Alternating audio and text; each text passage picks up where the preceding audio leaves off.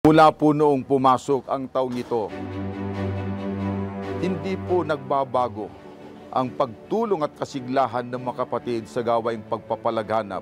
Lalo pa naming pag-ibayuhin ang kasiglahan ukol sa gawaing ito.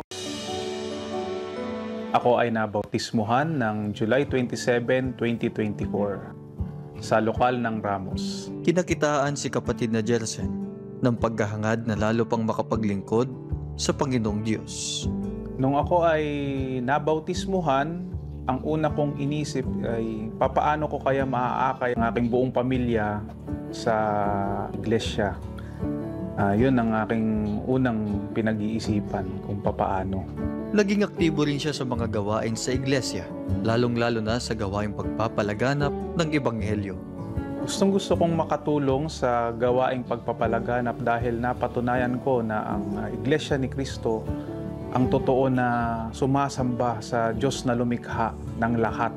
Yun ang aking na makakilala sila sa ating Ama na lumikha at para din na may mabago sa kanilang buhay at madinig din ng Ama ang kanilang mga panalangin. Mula nang maanyayahan niya ang kanyang ina, sinikap ni kapatid na Jersen na sila ay makarating hanggang sa araw ng pagbabautismo. Ako ay naniniwala dahil dati din ako na naligaw. Nawala, umabot ako sa punto na hindi na din ako naniwala sa Diyos. Ngunit nung nakita ko kung papaano ako inakay ng isang kapatid sa iglesia, papaano siya nagtiyaga na patunayan sa akin na ang Iglesia ni Cristo ang tunay na pananambahan at ako ay nabautismuhan na, yung mga naituro sa akin na aral, mga naituro niya sa akin kung papaano ang pag-aakay, yun din ang aking gagamitin. Kaya malakas ang aking pananampalataya sa Ama. Pagkat kung ako nga gaano ako kahirap akayin, ngunit ako'y naakay, ba? So, ganun din ang aking pananampalataya sa ating Ama, na diringgin din niya ang aking panata na maakay ang aking buong sambayan. Sa natuklasang aral ng Diyos na itinataguyod sa loob ng iglesia, ang tugon nila ay magkahalo-halong reaksyon. Nung inanyayahan niya ako, dumating siya ng bahay, gawa ng, alam ko naman na may nag-aakay na sa kanya, na isang kapatid. So, sabi ko, sige lang, mag-go ka lang. Tapos umuwi siya, one time yung gabi umuwi siya, may sinabi siya, sabi niya, Mami, sabi niyang ganon, ang sabi nung mag-aakay sa akin, kung nais nga natin matanggap ang pagpapala ng Diyos, kumbaga, sumama ako. So sabi ko, sige, mauna ka, susunod ako. Umattend din ako ng pamamahayag. Doon na nag-umpisa yung confusion na bakit ang Panginoong Jesus ay tao sa paniniwala ng Iglesia ni Cristo. Pero magkaganon pa man, sabi ko, magtuloy ako. Talagang naglalaban yung aking puso't isipan na tama ba itong papasukin ko. Hanggang sa dumating ako sa doktrina, nagdala pa nga ako ng take note, lapis at ballpen at saka notebook. Take note ko kung yung babanggitin ba ng ministro is talagang nasa Bible. Doon na na-open na talagang yung lumalaban sa loob ko, parang nawawala na siya.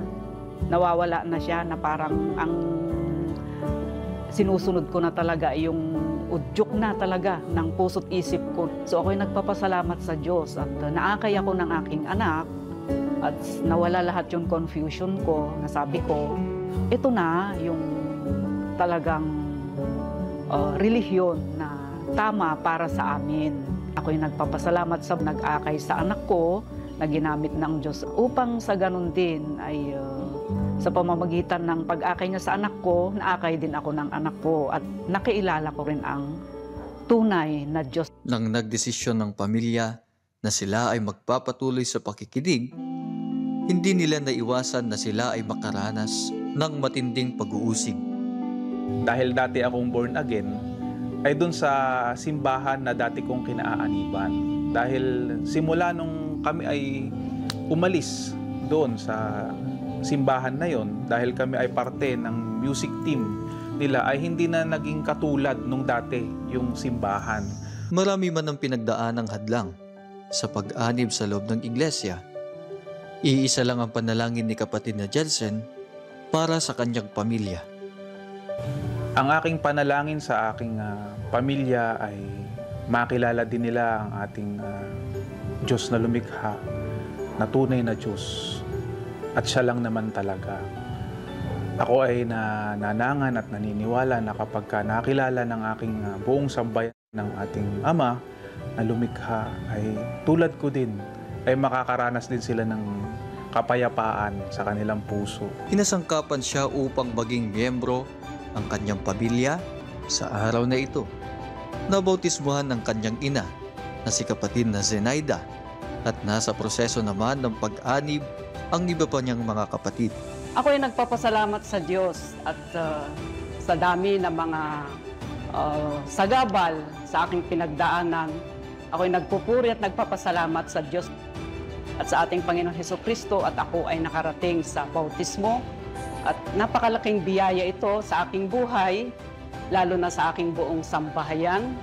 At ako ay confident ako na ako ay makakapagtamo ng kaligtasan at makakasama sa pinangako ng Diyos na buhay na walang hanggan. Ako po ay masayang-masaya po dahil ako nga po ay ganap na iglesia na po ni Cristo.